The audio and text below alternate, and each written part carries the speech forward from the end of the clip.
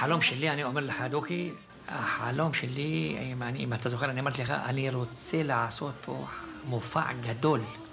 חצי נגנים ממצרים, או זמר, אם אפשר, או שניים ממצרים.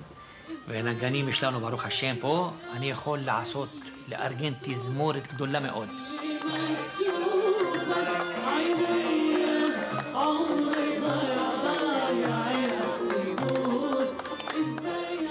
אבל חסר לנו שומעי ערבית, באילת, בדימונה, בערד. לא חסר. יבואו מירדן. עקבה.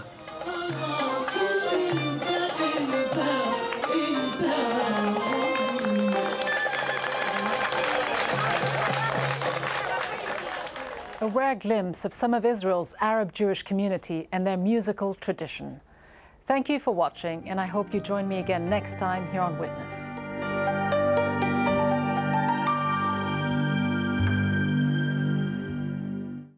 Business Latest is brought to you by Qatar Tourism Authority.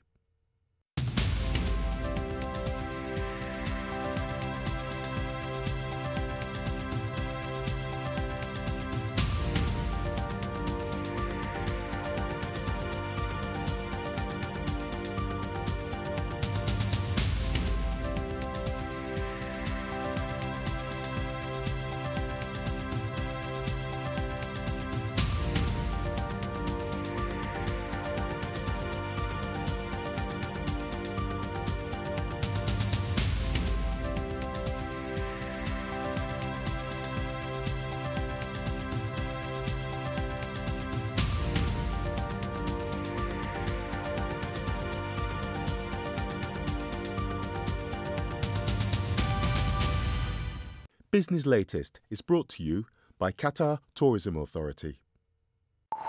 To invest in a country that offers 100% and more tax deductions on R&D expenditures, please push the button. For more power to your global business, invest in Turkey.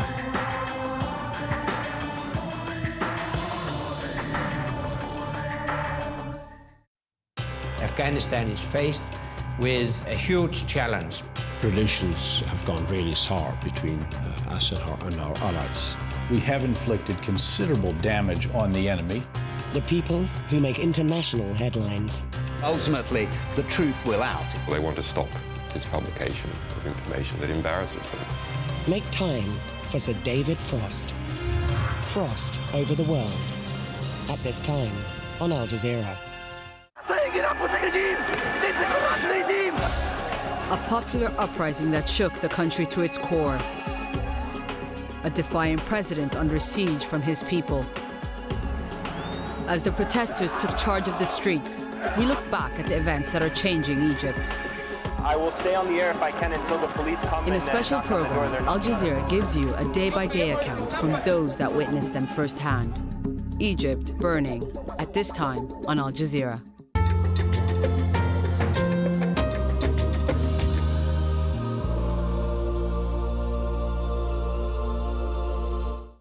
This is Al Jazeera.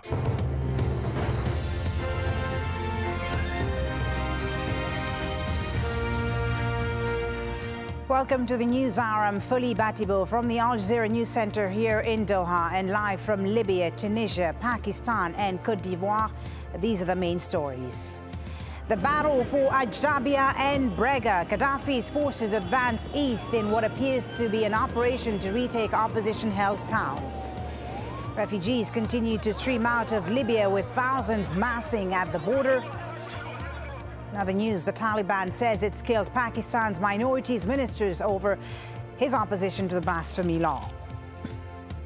And the doctors' strike in Nigeria that's led to an untold number of deaths.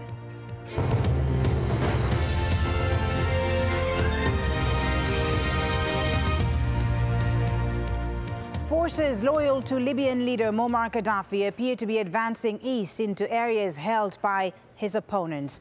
They're already reported to have taken control of an oil facility in the town of Brega, and witnesses say there have been air attacks in AlJazeera as well. Brega, which is an important center for oil production, has been the scene of heavy fighting.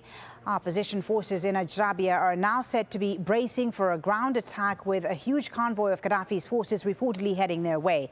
Other towns retaken by government forces include the mountain town of Garian and the city of Sabrata.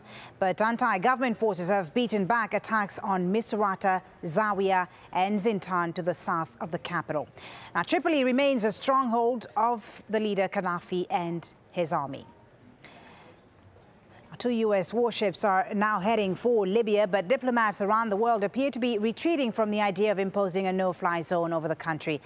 And Libya has become the first country to be suspended from the UN Human Rights Council. Lawrence Lee has the latest developments. The situation in Libya is simultaneously fluid and static. Fluid because fighting continues. Some significant towns like Zawiya, which say they were threatened with airstrikes unless they surrendered, are still holding on, the apparent emptiness of the warning giving them more strength. Here they're busy decorating their town with the flag which has come to symbolize the revolt, and they appear relatively well organized for a civilian militia. Men on the roofs offering early warnings of attack, some powerful hardware as well. On top of that, they have momentum, which is crucial. We have the weapons, we have everything, we have all the supports right now. So God with us, and we want to remove him, eliminate him. We don't want him anymore right here in our area. We need another organization, another system. Elsewhere, the situation ebbs and flows, with signs Gaddafi's forces are showing more fight than in recent days. They've reportedly pushed into the important oil town of Brega in the east and are said to be attacking AlJazeera, where there's a huge weapons dump currently at the disposal of the insurgents. Yet other places like Misrata, just 100 kilometers east of Tripoli, have announced that they're now with the uprising. The youth of Misrata announced that they have joined the revolution of February 17th. We also announced that we stand steadfast in support of our brothers in the east and in all Libyan cities until we free our country from the regime of the dictator. Yet neither side can claim a breakthrough. For all the images to stir the hearts of revolutionaries in the Arab world, pictures of young men practicing to be soldiers in Benghazi and all the military training they're receiving, there's no clear sign yet as to when they will move on Tripoli. All people here are one heart, and they believe in one Libya. So there is no way in going back. They're going to finish this job. There are reports of a debate in the rebel movement as to whether they should call on foreign intervention, even airstrikes. Despite the obvious publicity benefit that would offer to Gaddafi, it appears to reflect frustration at the impasse.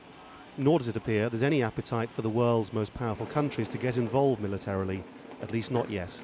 There is very little that the international community can do at present. Very little.